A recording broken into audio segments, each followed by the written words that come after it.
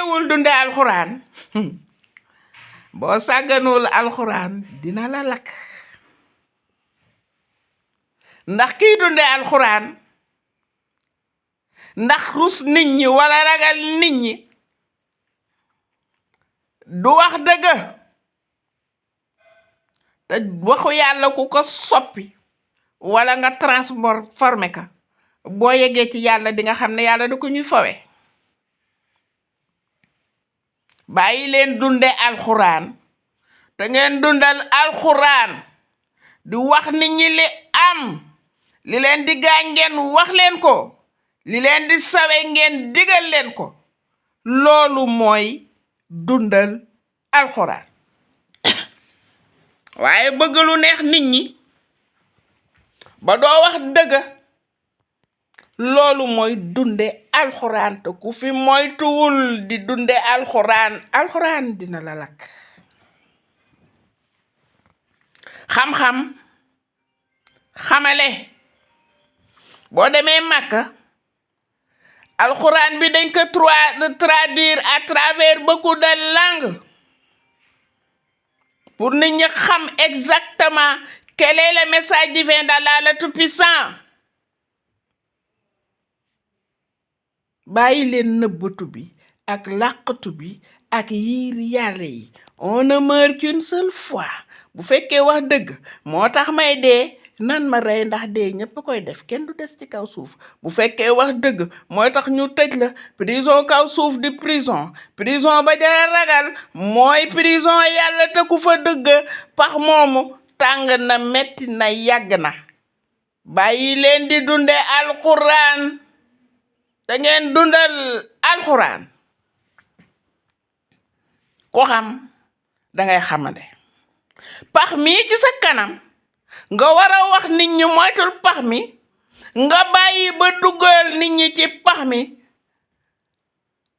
sa musiba mi ngi lay xaar pont bi taxaw nga gis ko wala pusa bi war a gaañ fexewoo dindi ko nga bàyyi ba mu gaañ leen say ñafa ngi taxaw dafa am benn waay ku yàlla mayoon xam-xam ku bari xam-xam au lieu mu jël xam-xamam boobu jàngal ci nit ñi li mu xam ndax nit ñi moytu ndiku lu bon def lu baax mu ne day wéetali yàlla dem fu sore ca àll ba moom kese tundum ak xam-xamam toog fa lu yàlla santaane mu nga ca lu mu teree mu bàyyi la nga denc pour yow la waaye li nga tasaare ñëpp jot ci ba ku nekk jariñu ci loolu la sunu borom santaane waa jaa ngay jàpp mu ngay julli mu ngay oor lu yàlla santaane mu ngi ci nee na day xam-xamam bii daal du ko partagé ku dul partagé doo ramu ku dul maye doo am ku dul joxe doo am ku dul seddaale kenn du la sedd ku dul cëre kenn du la cëral naka la seytaane xam ne waaju mu nga ca àll ba mu ne bàyyi kook man am naa ku ma rëbb ndax man su ma xëyee ku ma yóbbaale safara laay wër Satan savait que ce gars-là était un égoïste. Il en a profité pour aller lui jouer un sale tour. Satan s'est transformé en une belle dame. Nekk ku jongoma ko rafet. Fekk ko ci ruq ba mu toog. Jigéen ak pexeyam. Mu def ay saleñ-saleñam ba fexe ba naxwaa ji ba tëdd ak moom. Satan, de par sa prouesse, a su atteindre le gars et l'a poussé à la fornication. Quand le gars est tombé dans le piège de Satan, Satan a crié fort pour lui dire que je voulais un compagnon en enfer, je l'ai ici. Dieu t'a inculqué le savoir-faire, le savoir-être. Au lieu de partager ta sagesse, tu as été très égoïste pour rester seul dans ton coin. Tu n'iras pas au paradis, mais tu vas m'accompagner en enfer. Et le vieux paniqué a récupéré Satan, une belle femme. Il l'a égorgée pour l'empêcher de parler.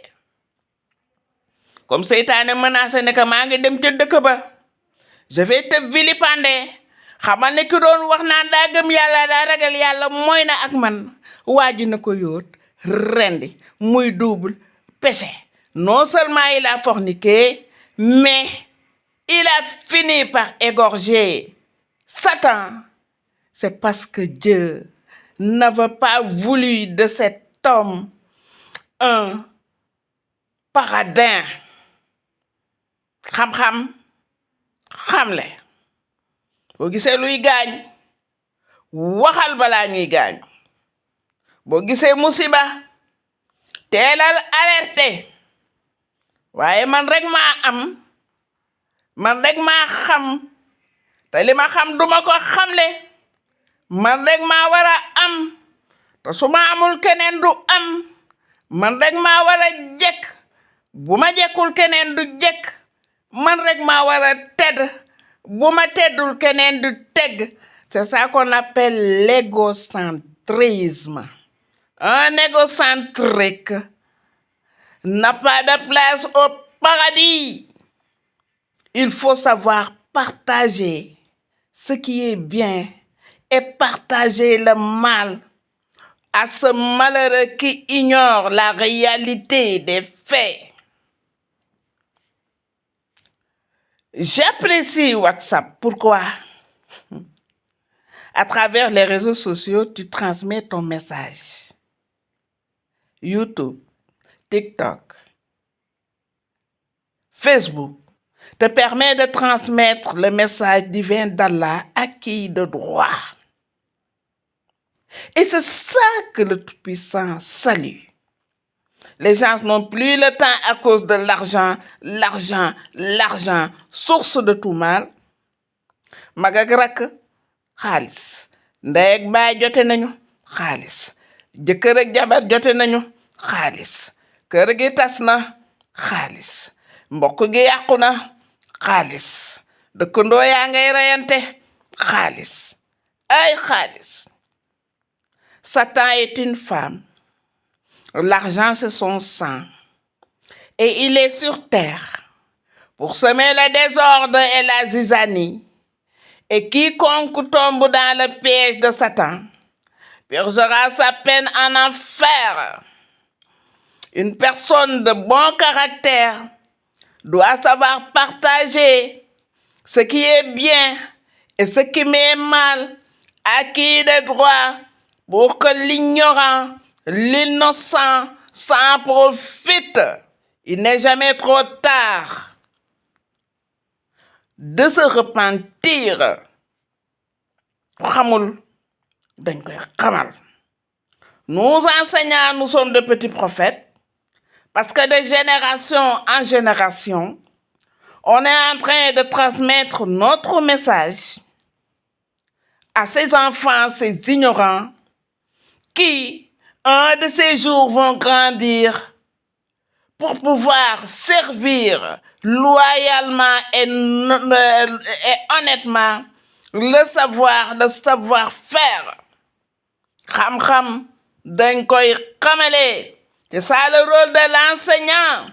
Transmettre son message pour que ces enfants à l'avenir feront la relève de cette nation, de cette société, pour le bien de tout le monde. Ko xamul dara, mënoo dara, ku la dénkam réew, nga toj réew ma. Xam-xam dañ koy xamale. C'est ça le rôle de l'enseignant. Et le prophète a été choisi comme enseignant d'Allah le Tout-Puissant, Seigneur de l'univers et de l'au-delà, ainsi que tous les prophètes. vulgariser le savoir